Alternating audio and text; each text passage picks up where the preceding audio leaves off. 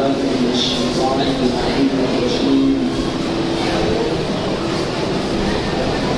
بسم الله الرحمن الرحيم. الحمد لله رب العالمين. الحمد لله الذي نور قلوبنا بمحبة علوية. والحمد لله الذي جعلنا من المتمسكين بولاية المرتضوية. والحمد لله الذي فرض مودته على العربية والعجمية وعلى مبلغ رسالاته الإلهية مولانا الثقلين جد الحسن والحسين أبي القاسم مصطفى محمد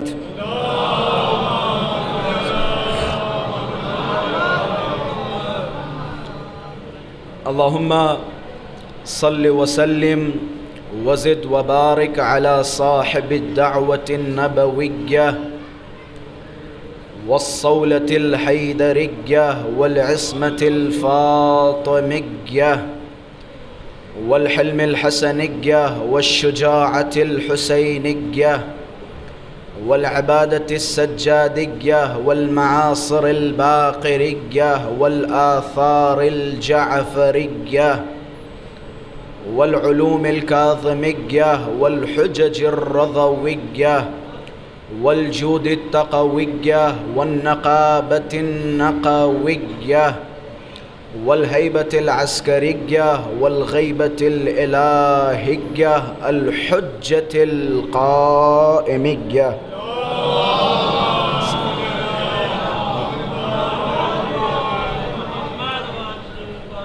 اللهم عجل لوليك الفرج والعافية والنصر واجعلنا من أعوانه وأنصاره. أما بعد فقد قال الله تبارك وتعالى في محكم كتابه ومتقن خطابه. بسم الله الرحمن الرحيم. وإذ ابتلى إبراهيم ربه بكلمات فأتمهن قال إني جاعلك للناس إماما قال ومن ذريتي قال لا ينال عهد الظالمين. صدق الله العلي العظيم.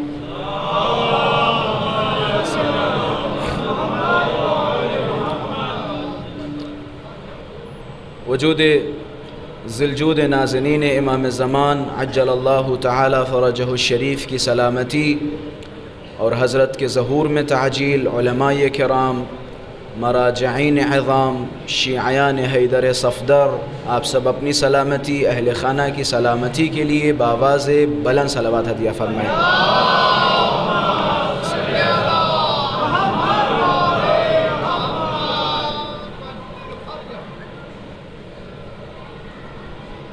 خمسہ مجالس کے سلسلے کی یہ تیسری مجلس ہے۔ الحمدللہ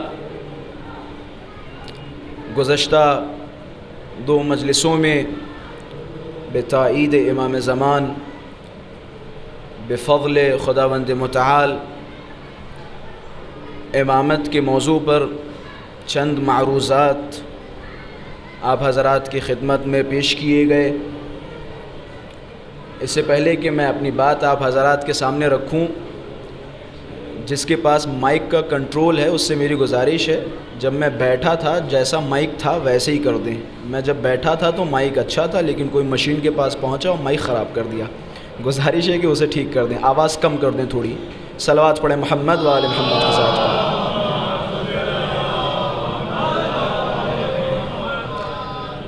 رضی صاحب اگر میری آواز سن رہے ہوں تو ان سے گزارش ہے مائک کی آواز کم کریں، یہ بھربھراہٹ ختم کر دیں۔ ایک صلوات پڑھیں محمد و آل محمد کے ساتھ۔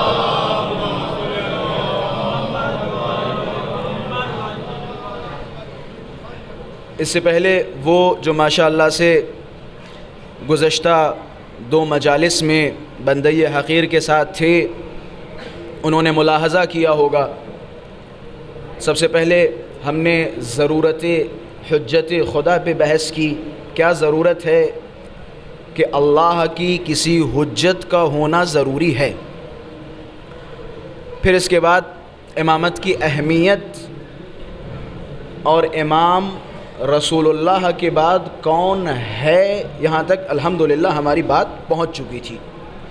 اب ظاہر سی بات ہے جو سلسلہ ہمارا 2 دن سے چل رہا ہے علی ضوء اصول الکافی، اسی سلسلے کو میں آگے بڑھاؤں گا، کیونکہ جو سامعین میرے خیال سے گزشتہ 2 مجلسوں میں تھے وہی سامعین تقریباً میرے سامنے بیٹھے ہوئے ہیں، تو میں اسی سلسلے کو آگے بڑھاؤں گا۔ اس سے پہلے کہ میں سلسلے کو آگے بڑھاؤں، بلند تر آل محمد کی ذات پہ صلوات ہدیہ فرمائیں۔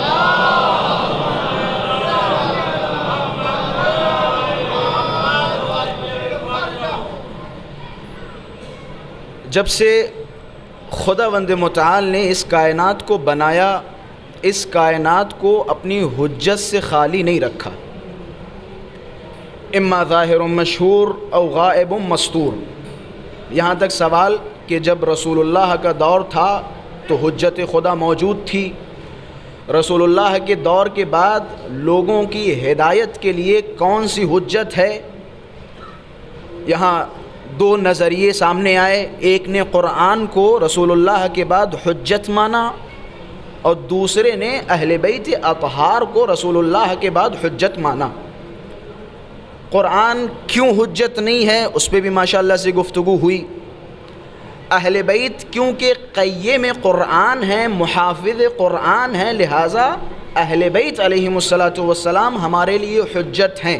یقیناً قرآن بھی حجت ہے، لیکن قرآن کی حجیت تنہا ہم پر نہیں ہوگی۔ کیونکہ یخاصم بہ المرجی، کیونکہ اسی قرآن سے مفوضہ بھی اپنا عقیدہ ثابت کرتے ہیں، اسی قرآن سے فرقہ مرجعیہ بھی اپنا عقیدہ ثابت کرتی ہے، اسی قرآن سے برادران اہل تسنن بھی اپنے نظریات ثابت کر کے یہ سمجھانے کی کوشش کرتے ہیں کہ ہم حق پر ہیں۔ شش امامی بھی اسی قرآن سے اپنے نظریات ثابت کرنے کی کوشش کرتے ہیں کہ ہم حق پر ہیں۔ اب جب اتنا اختلاف ہے، کیونکہ قرآن میں محکمات ہیں، متشابہات ہیں، بہت سی آیتیں ایسی ہیں جو صرف وہی سمجھ سکتا ہے کہ جسے اللہ نے سمجھایا۔ اب ظاہر سی بات ہے جب اتنے اختلافات کے شکار ہوں گے، اتنے نظریات اسی قرآن سے ہوں گے، اب کسی ایسے کی ضرورت ہے جو بتا سکے کہ ان میں کون سا نظریہ صحیح نظریہ ہے اور کون سا نظریہ غلط نظریہ ہے۔ اور وہ کام وہ شخصیت کرے گی کہ جس کا تسلط اس قرآن پہ ہوگا۔ اہل بیت اطہار فرماتے ہیں ہم قطب قرآن ہیں۔ قطب جانتے ہو؟ قطب پیمانہ، ہم پیمانہ ہیں، ہم قطب ہیں کتب الہیہ کا۔ کتب الہیہ کو سمجھنا ہو تو ہماری معرفت حاصل کرو، ہمارے دروازے پہ آؤ۔ ہمارے دروازے پہ آئے بغیر تم اسی قرآن سے 2 رکعت نماز فجر ثابت نہیں کر پاؤ گے۔ دعویٰ ہے مسلمانوں کی خدمت میں وہ جو نعرہ لگا رہے ہیں حسبنا کتاب اللہ، ہمارے لیے اللہ کی کتاب کافی، یا ہمارے لیے رسول اللہ کے بعد قرآن حجت ہے۔ میری دست بستہ ان سے گزارش ہے کہ آپ سنت کو ہٹا دیجئے، اہل بیت اطہار کی روایات کو ہٹا دیجئے، آپ رسول اللہ کی فرمائشات کو ہٹا کے اسی قرآن سے 2 رکعت نماز فجر ثابت کر کے دکھا دیں۔ آپ جو کہہ رہے ہیں قرآن ہمارے لیے حجت ہے، قرآن ہمارے لیے کافی ہے۔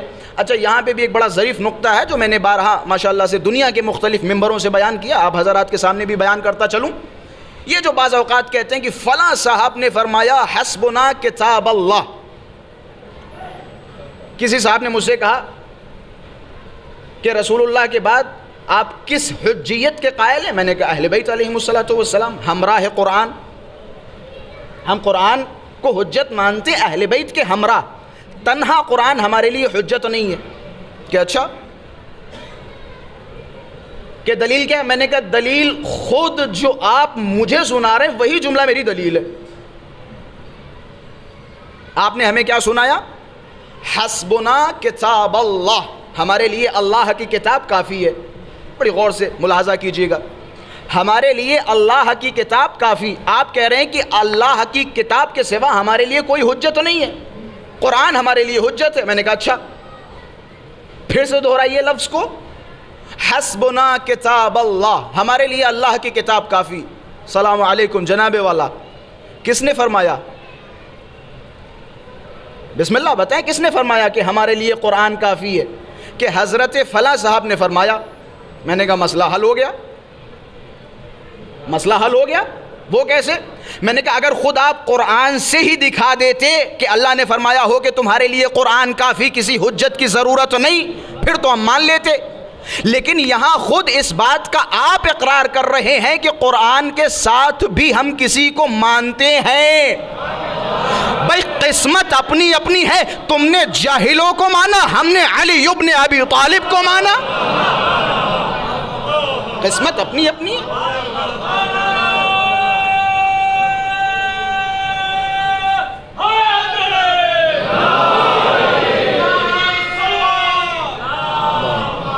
قسمت اپنی. وقت میرے پاس بہت کم ہے, وقت میرے پاس کم ہے, تو تھوڑا بہت مجھے ٹائم دے تاکہ میں اپنا پیغام آپ حضرات تک پہنچا سکوں. قسمت اپنی اپنی ہے. تم نے قرآن کے ساتھ کسی حجیت کا اقرار کیا. اگر آپ فرماتے کہ قرآن ہی اللہ ہی ہم سے کہہ رہا ہے کہ بھائی اس کے علاوہ کسی کے پاس مت جاؤ, تب تو ٹھیک ہے.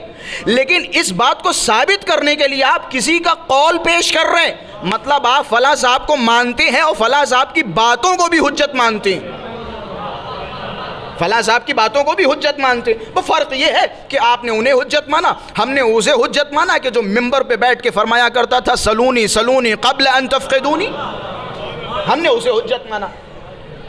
اہل بیت علیہم السلام کے بغیر قرآن سمجھ میں نہیں آئے گا. اہل بیت کے بغیر, اہل بیت کے بغیر قرآن سمجھ میں نہیں آئے گا, نہیں آئے گا, نہیں آئے گا. اچھا ایک اور آپ کو بات بتاتا چلوں. اگر اچھا یہ جو بعض اوقات شاید ہمارے بچوں کے ذہن میں یہ ہو کہ خداوند متعال نے قرآن کو فقط و فقط بطور الفاظ نازل کیا, جبکہ ایسا نہیں ہے. قرآن کے صرف الفاظ رسول اللہ پہ نازل نہیں ہوئے, بلکہ تفسیر و تعویل بھی رسول اللہ پہ نازل ہوئی. صرف الفاظ نہیں نازل ہوئے, محل بیان, محل کلام, یہ ساری چیزیں رسول اللہ پہ وحی کی صورت میں نازل ہوئیں. صرف الفاظ کا نزول نہیں ہے, الفاظ کا نزول نہیں ہے, تفسیر کا بھی نزول ہے. اب ظاہر سی بات ہے وہ تفسیر رسول اللہ کے بعد کس کے پاس ملے گی؟ اہل بیت اطہار کے پاس. اچھا اب سوال یہ ہے کہ قرآن کے بعد بھی ایک حجت ہے. میں نے کل ایک روایت بیان کی تھی, بہت سارے چہرے نئے ہیں تو میں اس روایت کو دوبارہ بیان کر دوں. منصور بن حازم کی روایت میں شارٹ کر کے جلدی جلدی بیان کر دوں, جسے مزید معلومات چاہیے ہو وہ گزشتہ کی مجالس کی طرف رجوع کرے.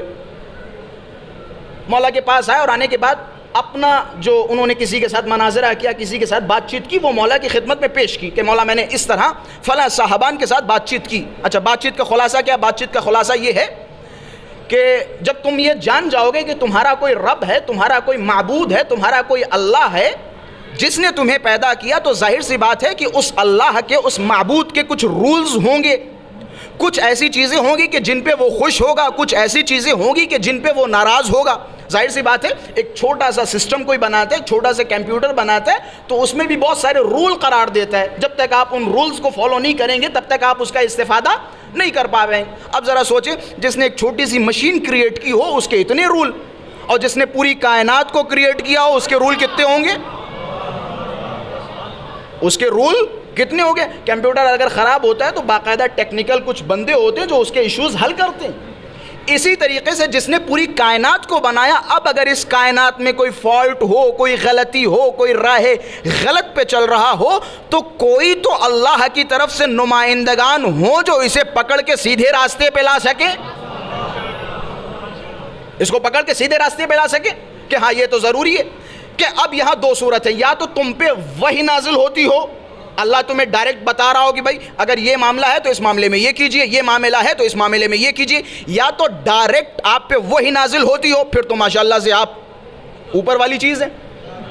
یا تو آپ پہ وحی نازل ہو رہی ہو, پھر آپ خود نبی یا رسول بن جائیں گے, یا پھر کسی ایسے کی پیروی کرو کہ جس پہ وحی نازل ہو رہی ہو, جو تمہیں اللہ کا پیغام تم تک پہنچا سکے.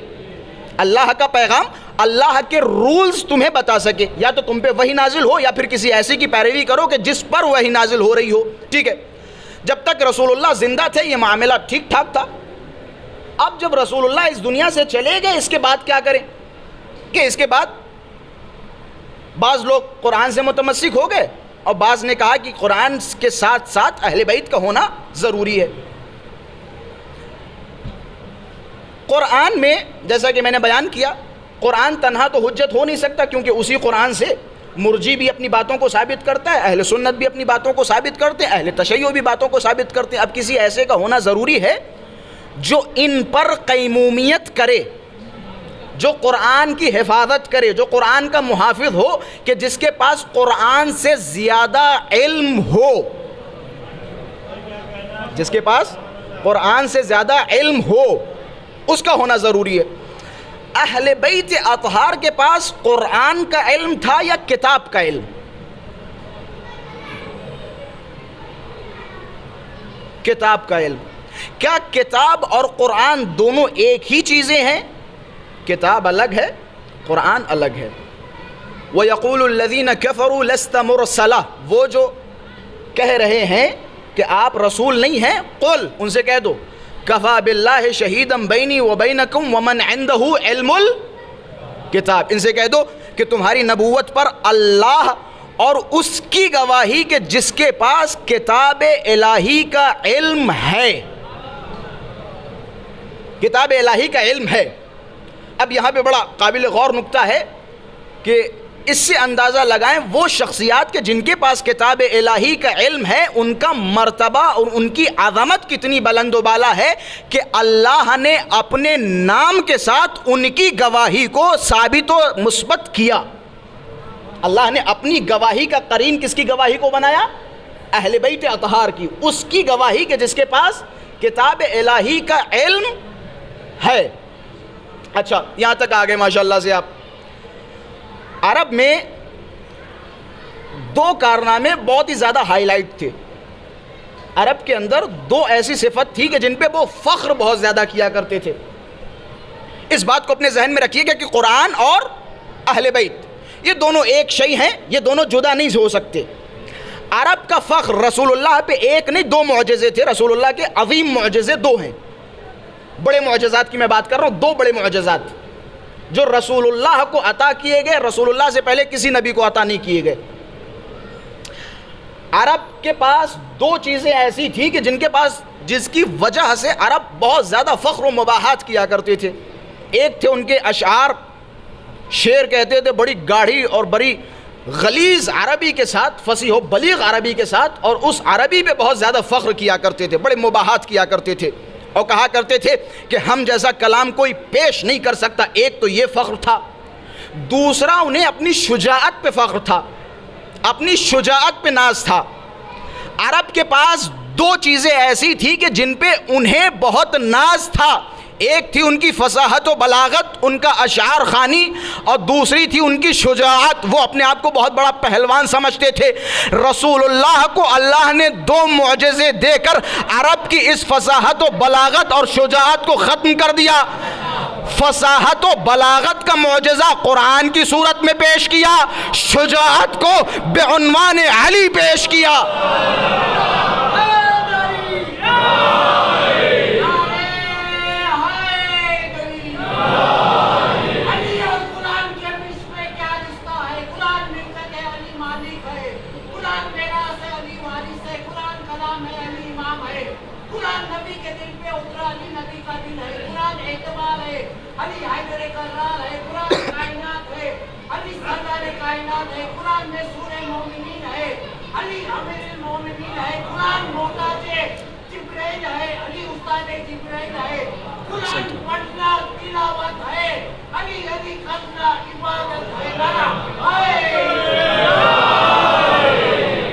قرآن بھی پڑھنا عبادت ہے، علی علی کرنا بھی عبادت ہے. ایک اور صلوات پڑھیں محمد والے محمد صلی اللہ علیہ وسلم. وہ الگ بات ہے کہ علی کی محبت کے ساتھ قرآن پڑھنا اور بغیر محبت کے ساتھ قرآن پڑھنا بغیر محبت علی جب اسی قرآن کی تلاوت کریں گے تو یہی قرآن تم پہ لعنتیں بھیجتی رہے گی، یہی قرآن تم پہ لعنت بھیجے گی بغیر حب علی۔ خلاصہ اہل بیت اطہار کو قرآن سے جدا نہیں کیا جا سکتا۔ میں نے اصول کافی کی جس روایت کو سرنامہ سخن قرار دیا، جب سے خداوند متعال نے زمین کو بنایا اپنی حجت سے خالی نہیں رکھا۔ اب ظاہر سی بات ہے جب اللہ فرما رہا ہے کہ ہم نے کسی دور میں اپنی حجت سے اس زمین کو خالی نہیں رکھا تو اس زمانے میں بھی حجت خدا ہے، حجت خدا موجود ہے۔ اچھا، اس سے پہلے کہ میں اس روایت کو آپ حضرات کی خدمت میں بیان کروں، کہیں نہ کہیں ہمارا عقیدہ تعطیل بڑھتا چلا جا رہا ہے۔ عقیدہ تعطیل یعنی کیا؟ عقیدہ تعطیل یعنی امام زمانہ سے بے توجہی، امام زمانہ سے بے توجہی۔ مثلا امام زمانہ تو ہے ہی نہیں، امام زمانہ جب آئیں گے دیکھا جائے گا، یہ عقیدہ تعطیل کے جملات ہیں۔ مطلب کیا امام زمانہ نہیں ہے؟ مطلب کیا امام زمانہ نہیں ہے؟ مطلب کیا کہ امام زمانہ کا وجود نہیں؟ امام زمانہ موجود ہے، امام زمانہ کا وجود ہے، امام زمانہ کا وجود ہے۔ اصول کافی کی روایات، ایک تو روایت پڑھو، 50 روایات ہمارے پاس ذخیرہ رکھا ہوا ہے امام کے وجود پر۔ لولا الحج لساخت الارض باہلھا، یہ جو تمہاری سانسیں چل رہی ہیں تو سمجھ جاؤ امام کا وجود ہے، امام کا وجود ہے۔ اگر امام کا وجود نہ ہوتا تو یہ زمین بما فوقہ کے ساتھ دھس جاتی، امام کا اگر وجود نہ ہوتا۔ حضرت نے فرمایا جب سے خدا نے اس زمین کو پیدا کیا اپنی حجت سے خالی نہیں رکھا، اما ظاہر مشہور او غائب مستور، یا حجت خدا ظاہر ہے مشہور ہے یا پھر غائب ہے پوشیدہ ہے۔ مطلب جب آپ زمانے علی ابن ابی طالب میں جائیں گے تو حجت خدا ظاہر ہے، جب حجت خدا ظاہر ہے تو اپنے مسائل آپ حجت خدا کے سامنے پیش کریں گے۔ سائل بڑا عقل مند تھا، سوال کرنے والا بڑا عقل مند تھا کہ مولا جب حجت خدا ظاہر ہوگی تو اس کے سامنے تو ہم اپنے سوالات پیش کریں گے، لیکن جب حجت خدا غائب ہوگی پوشیدہ ہوگی، اس کے جملات یہ ہیں فَكَيْفَ يَنْتَفِعُونَ النَّاسِ بِالْحُجَّةِ الْغَائِبِ الْمَسْتُورِ، جب اللہ کی حجت پوشیدہ ہوگی تو اس سے ہم استفادہ کیسے کریں گے؟ مثال کے طور پہ آج کے زمانے میں امام کا وجود ظاہری طور پہ ہمارے سامنے نہیں ہے، اب اس صورتحال میں کیا امام زمانہ کا ہمارے درمیان یا ہماری زندگی میں اثر ہے یا نہیں، یہ سوال ہے، یا ہم امام زمانہ کے وجود سے مستفید ہو رہے ہیں یا نہیں، یہ سوال ہے۔ حضرت نے بڑا خوبصورت جواب دیا، اور تمام موالیان اہل بیت کی خدمت میں حضرت کا یہ خوبصورت جواب، مولا جب حجت خدا ظاہر ہوگی تو ٹھیک ہے، لیکن جب پوشیدہ ہوگی تو اس سے استفادہ کیسے کریں گے، کیسے اسے اپنی زندگی میں محسوس کریں گے؟ حضرت نے فرمایا کما ينتفعون الناس بالشمس اذا سطرها السحاب، کہ حجت خدا سے اس دور میں لوگ اسی طرح استفادہ کریں گے جس طرح سورج سے استفادہ کرتے ہیں جب سورج کو بادل گھیر لیتے ہیں، جب سورج کو بادل گھیر لیتے ہیں۔ مزید بچوں کے لیے سمجھاتا چلوں، دن کے 12-1 بج رہے ہیں، اچانک کالی گھٹائیں چھانے لگیں، سورج کے سامنے بادل آ جائے، مطلب دن کے 12 یا 1 بجے آپ کیا کہیں گے؟ سورج کہیں چلا گیا؟ کیا کہیں گے؟ سورج کہیں چلا گیا یا کسی نے اسے چھپا دیا؟ دونوں میں فرق ہے۔ سورج وہی ہے لیکن بادل اس کے سامنے آ گئے، اگرچہ بادل آ گئے ہیں لیکن سورج تب بھی اپنی ضیاء جتنی تمہیں ضرورت ہے اتنی پہنچاتی رہے گی۔ میری باتیں پہنچ رہی ہیں؟ سورج اتنی ضرورت، جتنی آپ کو روشنی کی ضرورت ہے اتنی روشنی سورج بادلوں کے باوجود آپ تک پہنچاتا رہے گا۔ اب فرمایا مولا سے کہ مولا نے سورج کی مثال کیوں دی؟ گویا حضرت بتانا چاہ رہے ہیں اگرچہ امام زمان پردہ غیب میں ہیں لیکن اتنی ہدایت جتنی تمہیں ضرورت ہے وہ پہنچاتے رہیں گے۔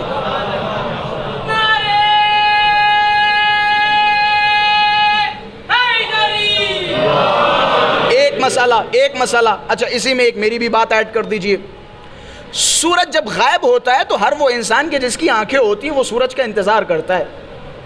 جس کے پاس آنکھیں ہوتی ہیں وہ دیکھتا ہے دیکھو سورج نکلا یا نہیں نکلا. کیوں؟ کیونکہ اس کے پاس آنکھیں ہیں. لیکن وہ آدمی کے جس کی آنکھیں نہیں ہیں اس سے کہیں جناب والا سورج اما ہو یا نہ ہو کیا فرق پڑتا ہے؟ ہو یا نہ ہو کیا فرق پڑتا ہے؟ لیکن وہ کہ جس کی آنکھیں ہیں جو روشنی کو محسوس کر سکتا ہے وہ سورج کے نکلنے کا انتظار کرے گا. اب سمجھ میں آیا کہ حضرت نے امام زمان کی مثال سورج کے مانند کیوں دی. یعنی وہ کہ جس کا دل زندہ ہوگا وہ امام کے وجود کا انتظار کرے گا.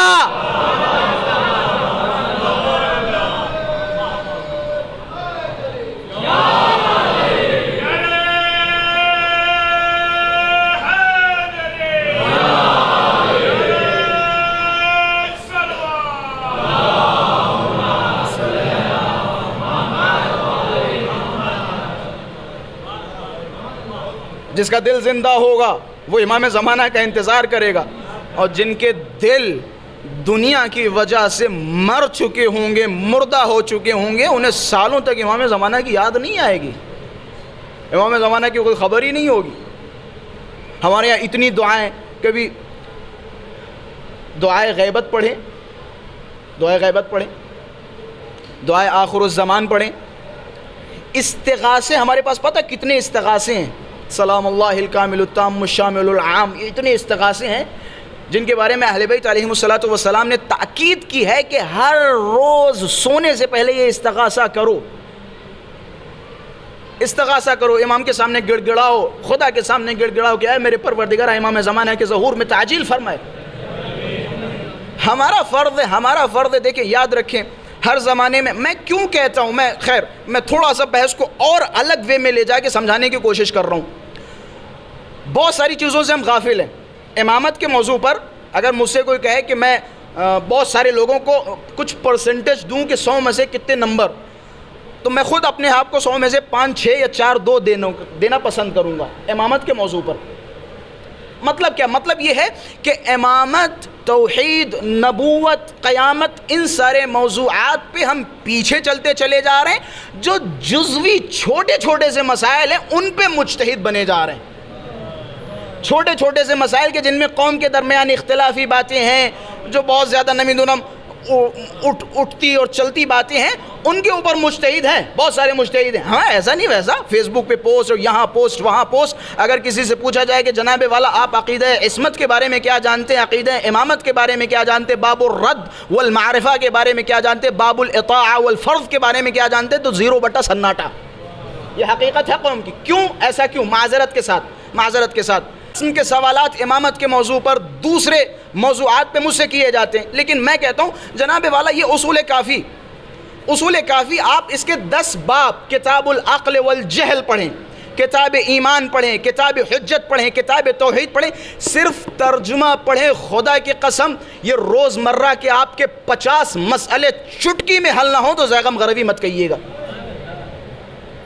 میں صرف اگر فہرست بتاتا چلا جاؤں تو آپ شوق ہو جائیں گے, ہمیں یہ چیز بھی ہے, یہ تو ہم اتنے دنوں سے کنفیوز ہیں. مسئلہ کیا؟ مسئلہ یہ ہے کہ ہم کتابی شیعہ نہیں ہیں. کتابی شیعہ تائید کریں گے. آپ کو پتہ ہے جیلوں میں اس وقت مسلمانوں کی تعداد سب سے زیادہ ہے. کیوں؟ کیا سنویدھان بدل گیا؟ کیا انہیں بیل نہیں ملنے والی؟ ملے گی. انہیں ڈیفینڈ کرنے والے اچھے نہیں مل رہے ہیں. میں بہت سارے قیدیوں کو جانتا ہوں کہ جن کے گھر میں سارے کے سارے انگوٹھا چھاپ ہیں.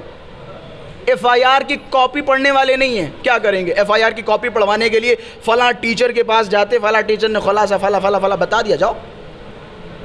جب تمہیں پڑھنا لکھنا نہیں آتا, تمہیں وکیل کرنا نہیں آتا, تمہیں اچھا وکیل ڈھونڈنا نہیں آتا, تو ظاہر سی بات ہے. میں جانتا ہوں مسلمان وکیلوں کو, دلی میں کچھ ایسے وکیلوں کو جانتا ہوں جو کیسوں کی دھجیاں اڑا کے پھینک دیں گے. مسلمان ہیں جنہوں نے ایسے معاملات کو سلجھایا جسے کسی ہندو وکیل نے نہیں سلجھا پایا. تو کہنے کا مطلب یہ ہے کہ ایجوکیشن کون سی؟ کتابی ایجوکیشن کم ہے. ہماری پتہ ہے ایجوکیشن کیسی؟ کلپ والی ایجوکیشن ہے.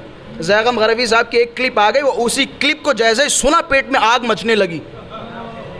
کلپ کو سننے کے بعد فوراً پیٹ میں آ کہ جلدی سے جا کے کسی کو بتا دوں تاکہ وہ یہ کہے کہ بڑی معلومات ہے اس کو. صرف یہ جملہ سننے کے لیے کہ بڑی معلومات ہے اس کو, فوراً جا کے ہم بتانے کی کوشش کرتے ہیں جناب والا کچھ پڑھیے, کچھ پڑھیے. ہمارے استاد محترم فرمایا کرتے تھے جب بھی تم کسی ایک مسئلے پہ اپنا موقف پیش کرنا چاہو, مثال کے طور پہ جنگ خیبر پہ آپ کو کچھ کہنا ہے تو جنگ خیبر کو 50 کتابوں میں پڑھیے پھر ایک فیصلہ کیجئے. خیبر کو 50 کتابوں میں پڑھیے پھر ایک فیصلہ کیجئے. میں XYZ کسی کی بات نہیں کر رہا ہوں, زیغم غروی کی بات کر رہا ہوں. جب آپ پڑھے لکھے نہیں ہوں گے تو زیغم غروی جیسا آدمی آئے گا آپ کو چٹکی میں گمراہ کر دے گا. مثال کے طور پہ چٹکی میں گمراہ کر دے گا. کیوں؟ کیونکہ جب آپ کا مزاج ہی صرف سننا بن چکا ہے تو آج ان کو سنیں گے, کل ان کو سنیں گے, پرسوں ان کو سنیں گے.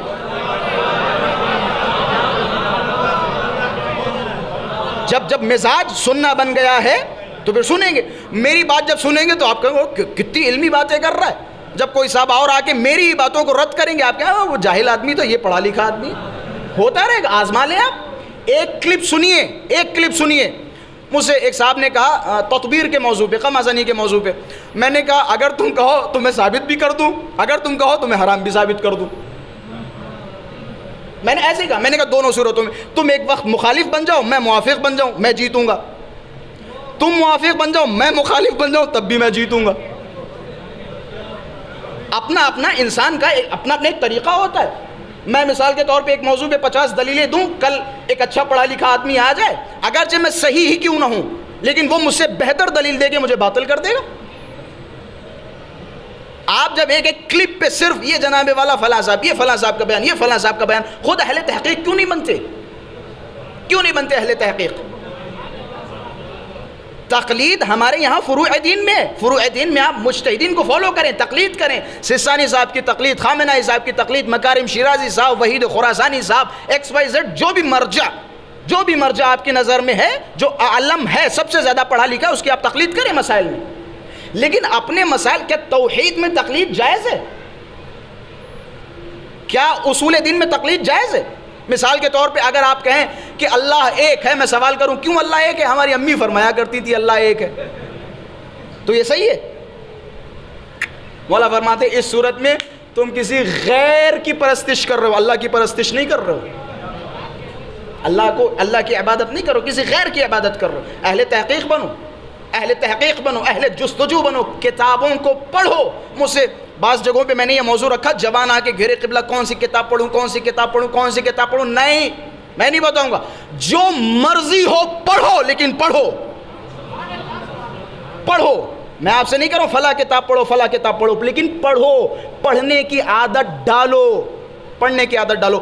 وہ جوان جو مجھے گالیاں دے, وہ جوان جو مجھے برا بھلا کہے, لیکن وہ کتابی جوان ہو, اہل تحقیق ہو, خدا کی قسم میرے دل میں اس کے لیے محبت ہے. اگرچہ وہ گالی کیوں نہ دے, میرے دل میں محبت ہے. لیکن اہل تحقیق ہو, اہل جستجو ہو. یہ ہمیشہ لڑائی, ہمیشہ یاد رکھیں, لڑائی کبھی فرقوں کی تھی ہی نہیں. لڑائی ہمیشہ علم اور جہالت کی رہی ہے. لڑائی ہمیشہ علم و جہالت کی ہے. اور یاد رکھیں آپ کا مخالف, یہ میرے دعوے کے ساتھ جملے ہیں, آپ کا مخالف یا تو جاہل ہوگا یا پھر حاسد. یا تو آپ کی پرسنالٹی کو جانتا نہیں ہوگا یا پھر آپ کی پرسنالٹی کو جانتا ہے لیکن حسد رکھتا ہے. آپ کا مخالف یہ جاہل ہوگا یا پھر حاسد. یہی وجہ ہے, پوری تاریخ اٹھا کے دیکھیے, علی کا مخالف یا تو جاہل تھا یا پھر حسد کرنے والا تھا. علی کا مخالف یا تو جاہل تھا یا پھر حاسد تھا, حسد کرنے والا. علم کا جواب علم سے دیجئے, تب دیں گے جب آپ کے پاس صلاحیت ہوگی, جب آپ کے پاس علم ہوگا, جب آپ مذہب کو ڈیفینڈ کر پائیں گے. یہ جواب نہیں مثال کے طور پہ فلاں صاحب کچھ کہ احمد تم تو وہ والے آدمی ہو, تم تو ایسے آدمی ہو, تم تو ویسے آدمی ہو. نہیں, علم کا جواب علم سے ہونا چاہیے. علم کا جواب علم سے ہونا چاہیے. کب علم کا جواب علم سے ہوگا؟ جب آپ کے پاس 2-4 کتابوں کا نالج ہوگا. آپ جناب والا اخبار سن کے اپنے آپ کو علامہ سمجھ رہے ہیں, نیوز چینلز کو دیکھ کے دنیا کی خبریں جان کے آپ اپنے آپ کو نمیدونم حوزوی تعلیم سے اپنے آپ کو سرشار پا رہے ہیں. ایسا نہیں ہے. قرآن و حدیث کا علم ہونا ضروری ہے. قرآن کا علم ہو آپ کے پاس، اخبار معصومین علیہم السلام کا علم ہو، احادیث معصومین علیہم السلام کا علم ہو. اور یاد رکھیں آخر الزمان میں ہاتھوں کو جوڑتا ہوں، بعض اوقات رونے بھی لگتا ہوں. جوانوں خدا کے واسطے کچھ مت پڑھو، کم سے کم ان چیزوں کی طرف نظر ڈالو جو آخر الزمان کے حوالے سے اہل بیت اطہار نے فرمایا. کیا آپ نے نہیں سنا کہ امام زمانہ جب تشریف لائیں گے تو اکثریت مرتد ہو چکی ہوگی، اکثریت امام کے مقابلے میں کھڑی ہوگی، ہاں ہمیں آپ کی بھی ضرورت نہیں، آپ ابھی آرام فرمائیں. کیا روایتیں نہیں ہیں؟ خدا کی قسم خدارا مولا فرماتے آخر الزمان یصبح الرجل مؤمنا وینسا کافرا. صبح جب نمودار ہوگی تو مومن ہوں گے جناب والا، شام ڈھلتے ڈھلتے کافر ہو جائیں گے. ایمان بچانا اتنا سخت ہوگا کہ جیسے تلوار کی نوک پہ چلنا. یہ آخر الزمان ہے. آپ کیا سمجھ رہے ہیں آخر الزمان؟ کہتے ہیں آخر الزمان میں تمہیں چھانا جائے گا. آپ نے دیکھا ہے عورتیں چھلنی سے جب آٹا وغیرہ چھانتی، مولا نے فرمایا تمہیں چھانا جائے گا. اتنی آسانی سے علی والے بن گئے. تب کہلاؤ گے امام کی راہ پہ چلنے والے، تب کہلاؤ گے جب آپ کا سب کچھ امام کی طرح ہو، نقش قدم پہ چلیں. مجھ سے کوئی صاحب پوچھیں کہ جناب والا آپ کا عقیدہ کیا ہے، مجھ سے اگر کوئی کہے کہ آپ کا عقیدہ، آپ سے کوئی کہے آپ کا عقیدہ کیا، تو کیا بتائیں گے آپ؟ مولا نے بتایا اگر تم سے کوئی پوچھے تمہارا عقیدہ کیا ہے تو یہ بتاؤ، یہ کہو من اسرہ ان یستکمل الایمان کلہ، جو بھی یہ چاہتا ہے کہ اس کا ایمان مکمل ہو تو فلیقل، تو وہ کہے.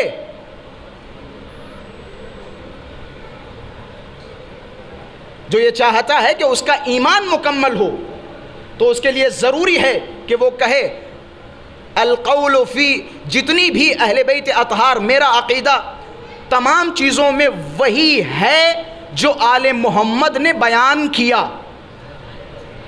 اگر تم چاہتے ہو کہ تم اپنے ایمان کو مکمل کرو تو یہ اقرار کرو کہ ہر چیز میں میرا عقیدہ وہی ہے جو آل محمد نے بیان فرمایا. جسے آل محمد نے کھلم کھلا بیان کیا اس پہ بھی ہمارا عقیدہ ہے.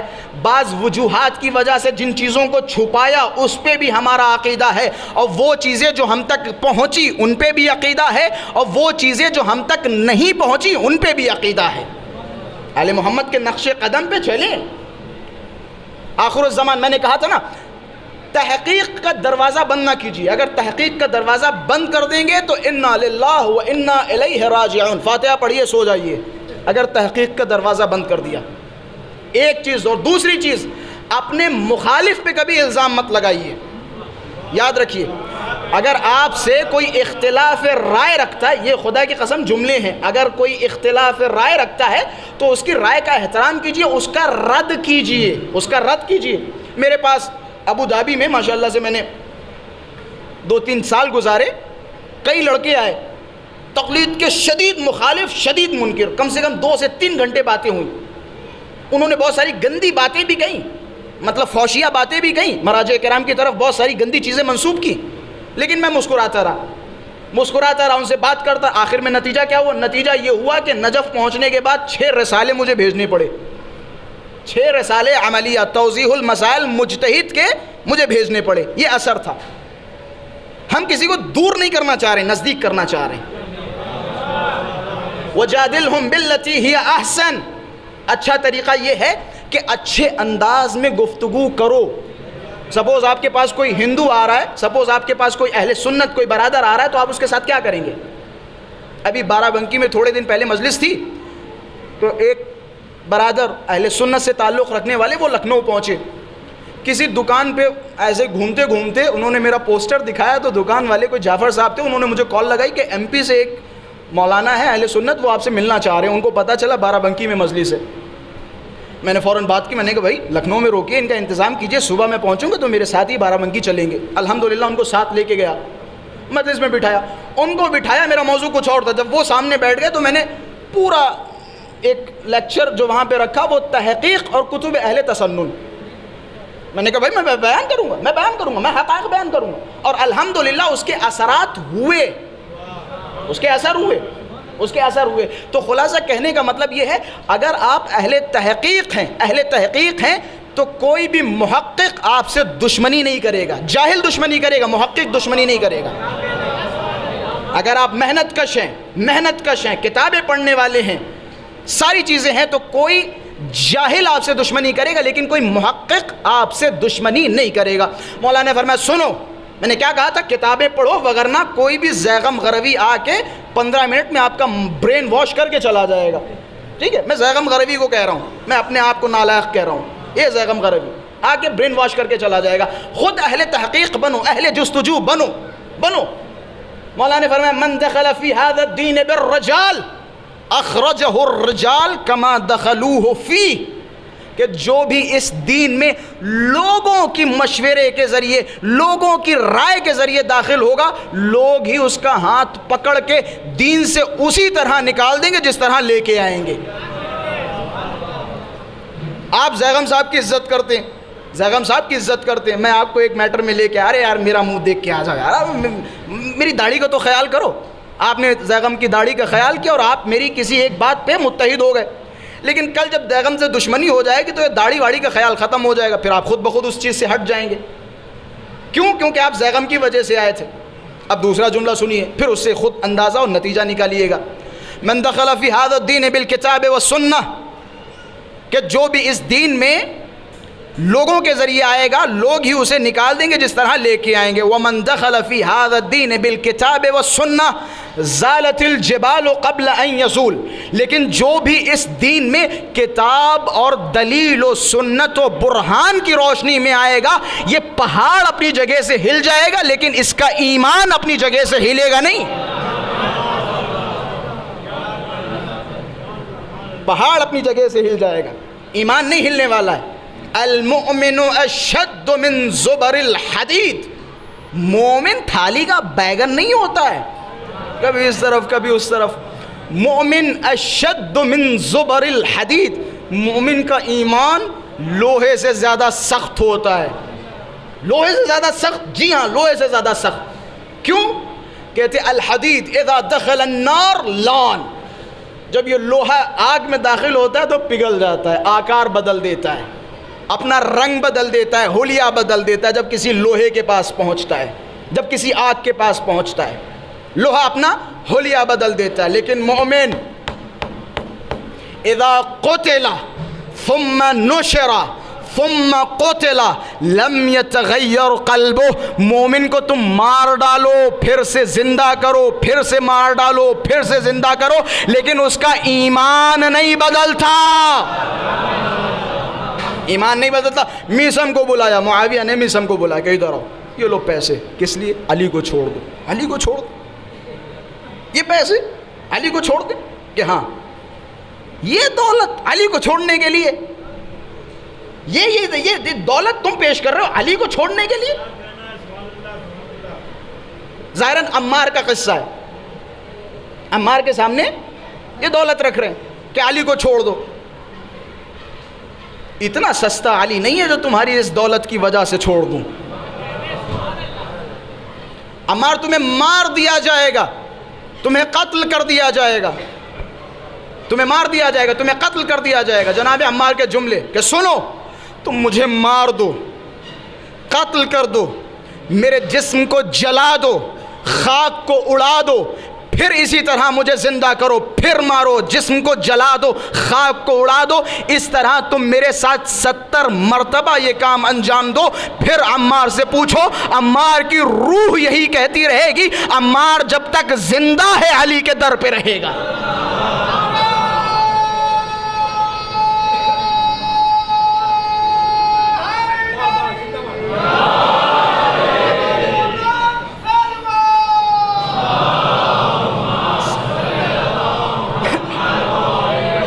عمار جب تک زندہ رہے گا کسی در پہ تمہیں نظر نہیں آئے گا۔ جناب حجر ابن عدی، لمبا قصہ ہے، میں صرف شاہد مثال آپ کے سامنے بیان کروں۔ پکڑ لیے گئے 8 لوگ، مار دیا گیا، حجر بچے اور ان کے 2 بیٹے۔ سب کی خواہش یہ ہوتی ہے، کربلا میں بھی اگر آپ جائیں تو خواہش یہ تھی، باپ کہتا تھا کہ پہلے مجھے مرنے دو کیونکہ میں جوان بیٹے کا لاشا دیکھ نہیں پاؤں گا۔ یہ سب کی خواہشات تھیں، لیکن حجر کی خواہش بالکل الٹی تھی۔ تلوار رکھی کہ میری 2-4 وصیتیں ہیں کہ بسم اللہ، کہ پہلا مجھے تھوڑا سا وقت دو میں نماز پڑھ لوں۔ دوسری وصیت پہلے ان دونوں ہٹے کٹے جوانوں کو، میرے بیٹوں کو میری آنکھوں کے سامنے مارو، پھر مجھے مارنا۔ معاملہ الٹا، معاملہ الٹا۔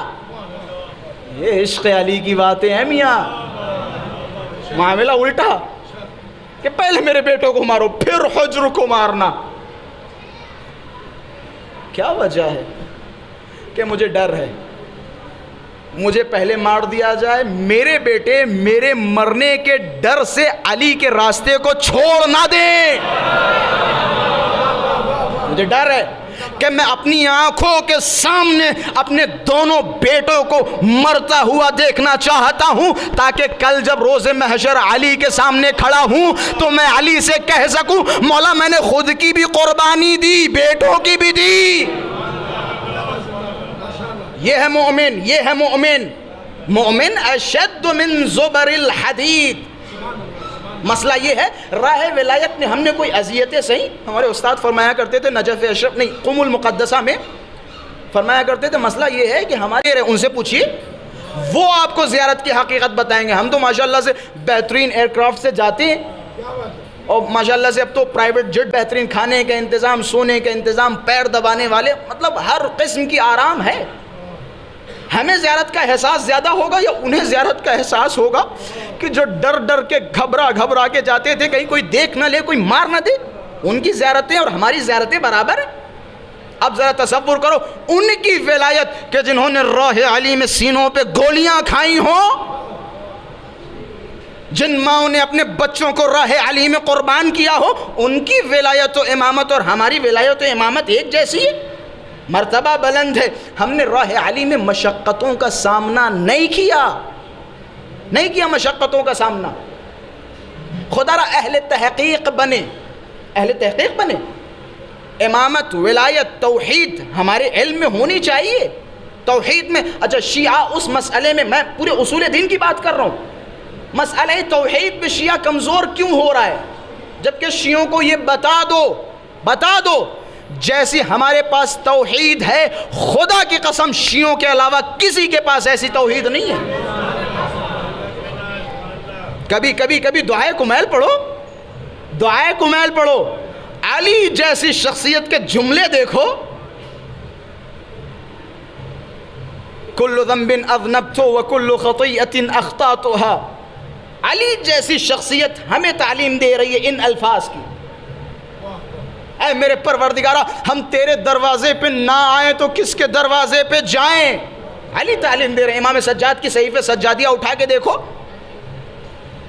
کہتے راتوں کو سید سجاد خانہ کعبہ کے پردے کو پکڑ کے فرمایا کرتے تھے سارے بادشاہ سو گئے، گھروں کے دروازے بند ہو گئے، بادشاہوں کے محلوں کے اطراف پہرے دار گھومنے لگے، ستارے نکل آئے، سورج ڈوب گیا، پورا نظام میں ہستی بدل گیا، لیکن ایک تو ہے کہ جسے نہ نیند آتی ہے نہ اونگ، پوری رات دروازہ کھلا رہتا ہے، پورا دن دروازہ کھلا رہتا ہے، آنے کا کوئی وقت نہیں ہے، جب چاہو خدا کے پاس آ جاؤ۔ امام سجاد کے جملات، یہ کمال توحید ہے، کمال توحید۔ مولا نے فرمایا اللہ کی عبادت کرو۔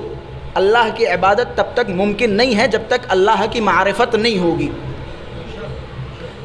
اللہ کی عبادت اگر بغیر معرفت کوئی کر رہا ہے تو وہ ضلالن، اسی اصول کافی میں میرے خیال سے 6 یا 5ویں باب میں یہ روایت ہے، اللہ کو پہچانے بغیر کوئی نمازیں پڑھ رہا ہے تو گویا وہ کسی اور کے لیے نمازیں پڑھ رہا ہے، اللہ کے لیے نمازیں نہیں پڑھ رہا ہے۔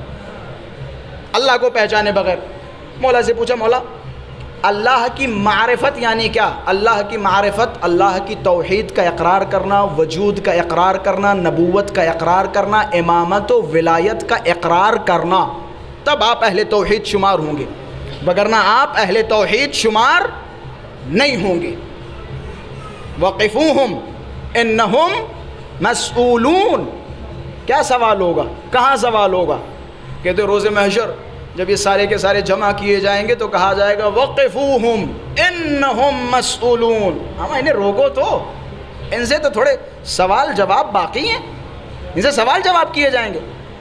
الحمدللہ مفسرین اہل تسنن کو بھی اٹھا کے دیکھیے تو مفسرین اہل تسنن نے بھی اقرار کیا ہے کہ یہاں اہل بیت کی محبت کے بارے میں سوال جواب کیا جائے گا، محبت و ولایت کے بارے میں۔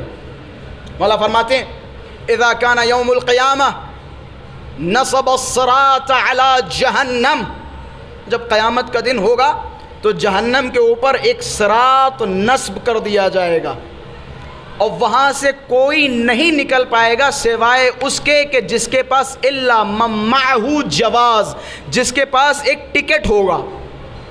جواز عربی میں ٹکٹ کو ہی کہتے ہیں، کہ کوئی نکل نہیں پائے گا مگر وہ کہ جس کے پاس ایک جواز ہوگا، اور کہتے ہیں جواز و سفر ولایت علی ابن ابی طالب، کہ اس جگہ سے نکلنے کا ٹکٹ علی ابن ابی طالب کی محبت و ولایت ہے۔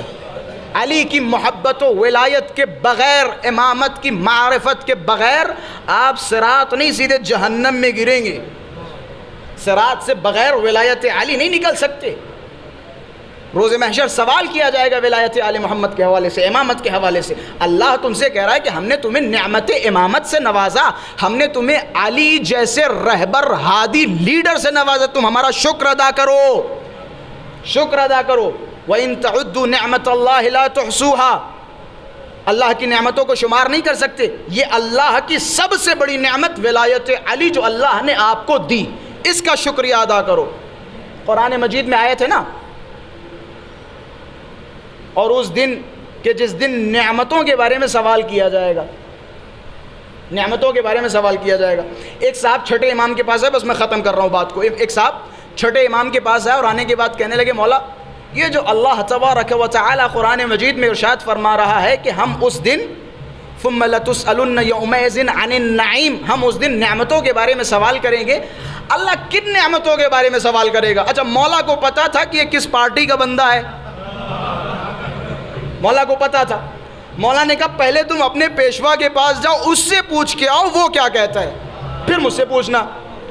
یہ صاحب گئے اور جانے کے بعد آگے کہ گئے تھے مولا کس کے پاس؟ ابو حنیفہ صاحب کے پاس۔ کیا فرمایا؟ کہ ابو حنیفہ صاحب نے جواب دیا۔ کیسا جواب؟ کیا جواب؟ کہ یہ فرمایا کہ کیا؟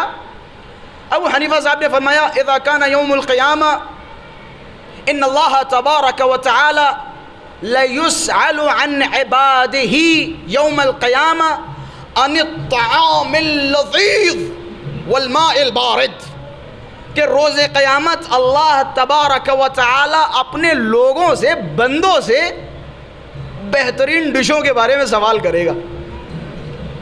عن الطعام اللذیذ، لذیذ کھانوں کے بارے میں سوال کرے گا۔ وعن الماء البارد، ٹھنڈے پانی کے بارے میں سوال کرے گا۔ مولا کے چہرے پہ مسکراہٹ، مولا کے چہرے پہ مسکراہٹ۔ کیا مولا کا جواب ہے؟ قربان جاؤں مولا پہ۔ مولا نے فرمایا ان الامتنان بالانعام قبیح عند المخلوق فکیف یضاف الی الخالق، کہ نعمتیں دے کے، مثال کے طور پہ ہم کسی صاحب کو اپنے گھر پہ دعوت دیں اور مرغا کھلائیں، نمیدونم مختلف ڈشیں کھلائیں، اور بعد میں اس سے کہیں ذرا بتاؤ ہماری ڈشیں کیسی تھیں؟ مولا نے فرمایا ان الامتنان بالانعام قبیح عند المخلوق، کہ نعمتیں دے کر سوال و جواب کرنا مخلوقین کے نزدیک برا ہے، تو تم خالق کی طرف نسبت کیسے دے رہے ہو؟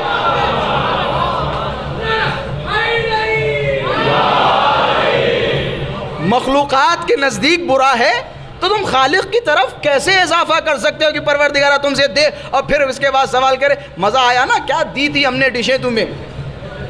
کہ یہ نہیں ہے کہ پھر کس کے بارے میں سوال کرے گا؟ کہ خدا کی قسم جس بارے میں خدا تم سے سوال کرے گا وہ ہماری ولایت و محبت ہوگی، ہماری ولایت و محبت ہوگی، کہ جس کے بارے میں تم سے سوال کیا جائے گا، سوال کیا جائے گا۔ اصول کافی میں بعض روایتیں ہیں انبیاء سے سوال کیا جائے گا، روایتیں اوصیاء الہی سے سوال کیا جائے گا۔ یہ عظمت ہے، عظمت ولایت کی۔ اور جسے مزید اس ٹاپک پہ دیکھنا ہو وہ گزشتہ 2 مجلسوں کو ضرور سنیں اور آئندہ آنے والی مجلسوں کو سنیں۔ آج کی تھوڑی سی میں نے ٹاپک الگ رکھ دی کیونکہ ظاہر سی بات ہے تھوڑا سا عمومی مجمع ہے تو بہت ساری چیزیں کتابی شکل میں نہیں بیان کر سکتا، تو اس وجہ سے میں نے تھوڑی سی چیزوں کو ادھر ادھر کیا، مطلب تھوڑے سے فضائل ایڈ کیے۔ لیکن پیور امامت اگر آپ کو سننی ہو، جس میں ظاہر سی بات ہے کم لوگ ہوتے ہیں، تو پھر کتاب کا سہارا لیتے، پھر اتنی خطابت دکھانے کی ضرورت نہیں پڑتی ہے، تھوڑا مزہ الگ آتا ہے اس وے میں۔ ایک صلوات پڑھے محمد وآل محمد کے ساتھ پر۔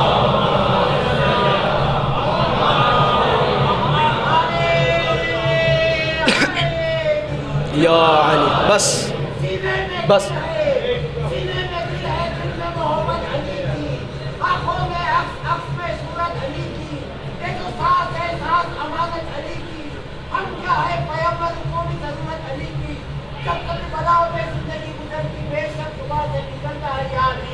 ہم نے سنا ہے کون رسول ہے، بن حب علی کے بغیر عبادت فضول ہے، خوشبو نہیں اس پہ یہ کاغذ کا پھول ہے، جنت بغیر علی کے مسلمان کی بہت بڑی بھول ہے، جو بھی علی کے اس سے دامن بچائے گا خود اپنے گاؤں چل کر جہنم کی آگ میں جائے گا۔ نعرہ ہائے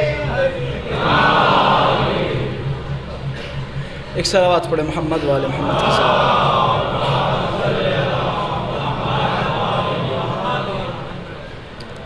اہل بیت علیہم السلام سے متمسک ہوں، امامت سے متمسک ہوں، جہاں ان شخصیات کے فضائل، کمالات، معارف اتنے بلند و بالا ہیں، وہیں اللہ نے ان شخصیات کو مصائب بھی ایسے عطا کیے کہ جن میں ان کا کوئی ثانی و نظیر نہیں ہے۔ امیر المومنین کی زیارت جب آپ پڑھیں گے تو زیارت میں ایک لفظ ہے، سلام ہو اول مظلوم عالم پر، سلام ہو اس پر جو پہلا مظلوم ہے۔ اولیت دو طریقے کی ہوتی ہے، ایک رتبئی اور ایک زمانئی۔ مثال کے طور پہ ایک اولیت زمانوی ہے، جیسے پہلے ممبر پہ کون آیا تو کہا جائے گا پہلے شاعر صاحب آئیں، اس اعتبار سے وہ اول ہیں، پہلے ہیں۔ لیکن ایک اولویت ہے رتبے کے حساب سے، 10 لوگ پڑھے لکھے ہیں، ان 10 لوگوں میں پہلا نمبر کس کا ہے، سب سے زیادہ پڑھا لکھا کون ہے، اس کی اولویت۔ یہ دو اولویت ہے۔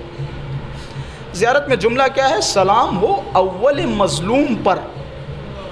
اس کا مطلب یہ ہے کہ علی پہلے مظلوم تو ہے نہیں، زمانے کے حساب سے ان سے پہلے انبیاء گزرے جن پہ بڑے ظلم و ستم ڈھائے گئے، تو اس اعتبار سے زمانے کے اعتبار سے تو پہلے مظلوم نہیں ہے۔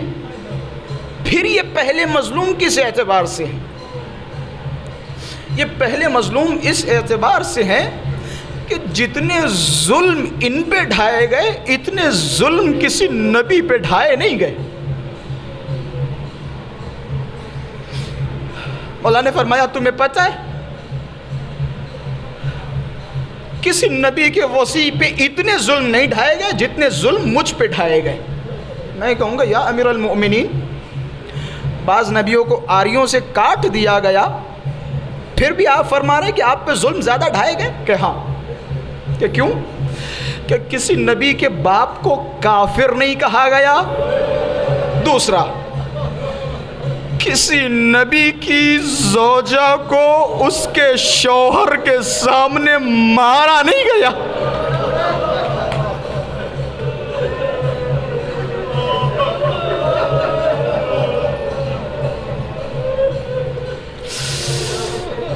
کسی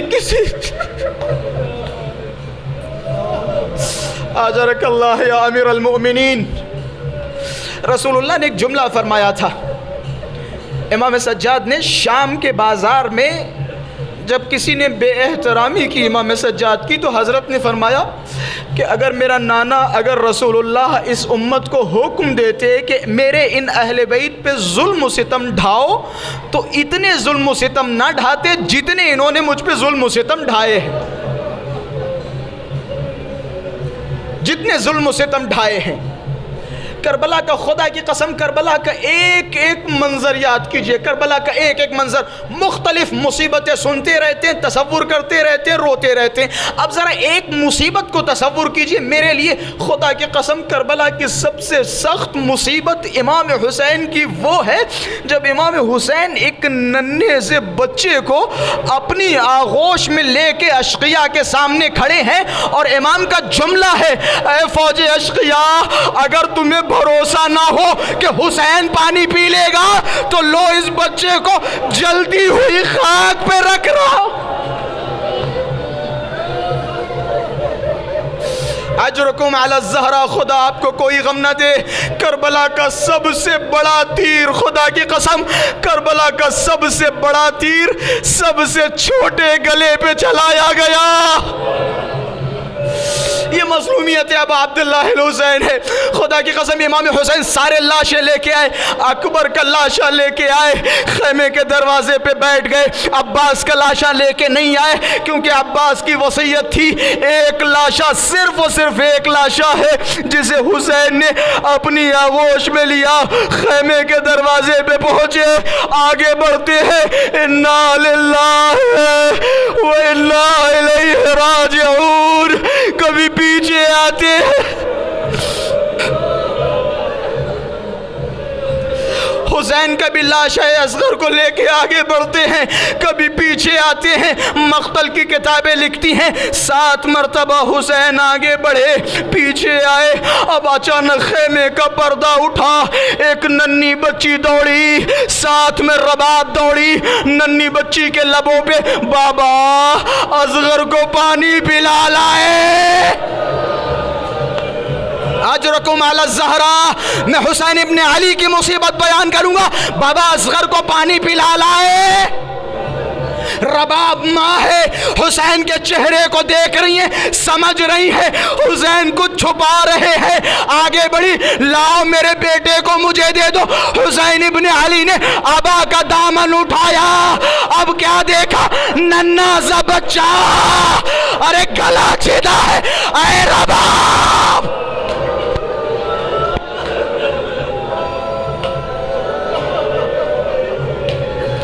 اللہ اکبر، اللہ اکبر، یہ کلیجے پہ سلایا حسین نے، اصغر کے گلے میں تھی، اے رباب میں شرمندہ ہوں، تیرے بچے کو پانی نہ مل سکا۔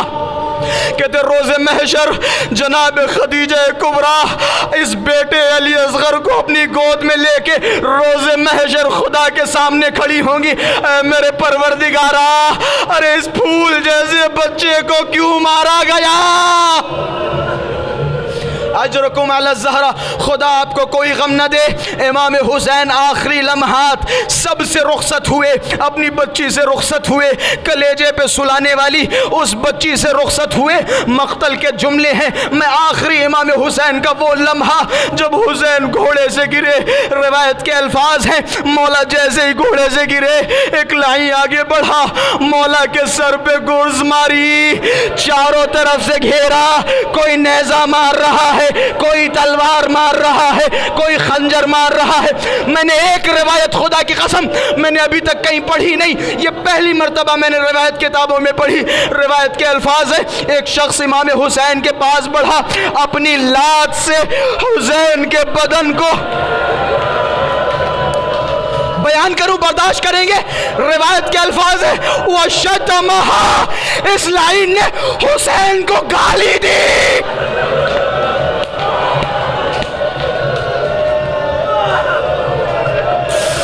اس لائن نے حسین ابن علی کو گالی دی۔ مقتل کے جملے، ایک روایت امام زمانے کا سلام پڑھا ہے نا، سلام ہو ان جسموں پر جنہیں کفن نہ ملا، سلام ہو ان جسموں پر جنہیں بے گور و کفن دفن کیا گیا، سلام ہو ان جسموں پر جنہیں مارنے کے بعد لوٹ لیا گیا۔ سمجھاؤں کیسے جسموں کو لوٹا گیا؟ کسی نے حسین کا پیراہن لوٹا، ایک لائن آگے بڑھا، حسین کی انگوٹھی، ایک قیمتی انگوٹھی، جب اس لائن نے اس قیمتی انگوٹھی کو نکالنے کی کوشش کی، جب مولا کے ہاتھ سے یہ انگوٹھی نہ نکلی، لائن آگے بڑھا، حضرت کے ہاتھ کو پکڑا، ایک پتھر پہ رکھا، ایک پتھر اٹھایا، مارنا شروع کیا۔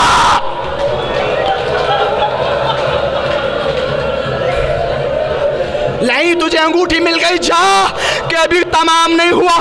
زینب سے کسی نے پوچھا اے زینب علیہ مقام، آپ کے لیے سب سے سخت لمحہ عجب نہیں؟ زینب کبریٰ نے فرمایا کہ میں نے دیکھا لائی نے حسین کے بالوں کو پکڑا، کھینچتا ہوا، اور شمر لائی والشمر جالس علی صدرے، ارے اپنے نہز گھٹنے حسین کے سینے پہ رکھ کے خنجر چلا رہا ہے۔ ماں فریاد کر رہی ہے اے شیم میرے بچے کو نہ۔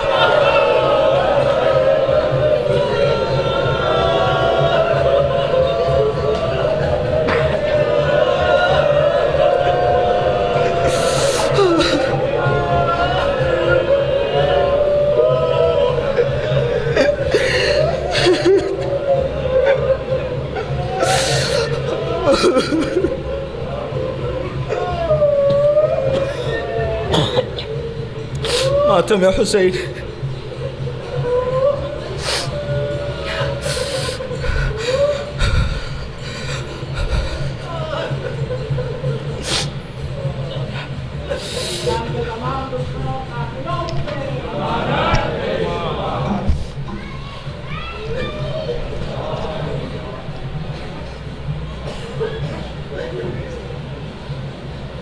انجمن عابدیہ نوجوان کی گزارش ہے آئے نوجوان کرتے ہیں انجمن عابدیہ نوجوان